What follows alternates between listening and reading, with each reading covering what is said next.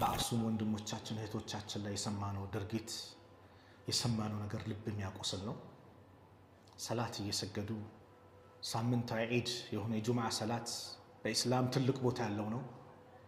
የጁምዓ ሰላት ትልቅ ቦታ የተሰጠው ነው። ጁምዓን ዝም ብሎ የሚያሳልፍ ከባድ ቅጣት እንዳለበት የተነገረበት በዚህ ላይ ያሉ እህት ወንድሞቻችን ላይ ይሁሉ መከራ ቀርበዋል። ይሁሉ መከራ መጥቷል።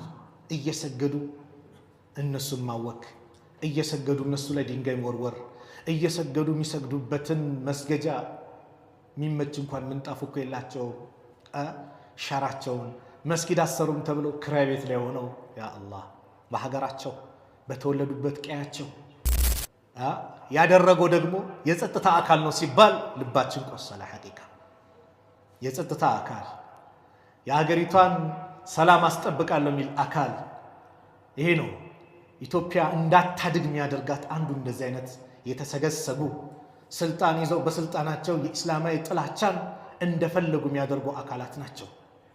ለውጥ እንዳይመጣ የሚያደርጉት እንደነዚህ አይነት አካላቶች ናቸው።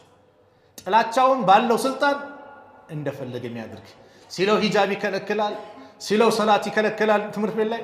አሁን ደግሞ መስጊዳቸው ላይ ያ አላህ የተከራዩበት ላይ መስጊድ እንኳን የላቸው በተወለዱበት ቀይ ላይ ይሄንን ማድረግ እጅግ አሳፋሪ ነገር ነው።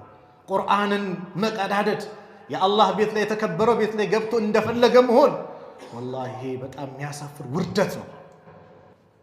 ወራዶች ስለሆኑ ነው ያደረጉት። የእጃቸውንም ያገኛሉ አይቀርም። ቢያንስ እዚህ ነን ያለነው ለእነዚህ ወንድሞቻችን ዱዓ እናድርግላቸው። የሚመለከተው አካልም ደግሞ ይሄንን ነገር በአስቸኳይ እልባት መፍትሄ ያምጣለት፣ መፍትሄ ሊያመጣለት ይገባል። እንደነዚህ አይነት ስልጣንን ተገን አድርገው በተለይ የጸጥታ አካላት የሚባለው አካላት የህዝቡን ሰላም ጠባቂ ተብሎ የሚታሰቡ ለህዝብ ደግሞ ሰላም መደፍረስ ምክንያት ሲሆኑ ማየት ደግሞ እጅጉን የሚያሳፍር ነገር ነውና የሰማነው ነገር ልባችን የሚያቆስል ነው። አላህ Subhanahu Wa Ta'ala ለነዚህ ወንድሞቻችን ጽናቱን፣ ብርታቱን፣ ጥንካሬውን፣ ጀግንነቱን አላህ ይወፍቃቸው። መብታቸው የተከበረ ሆኖ እዛው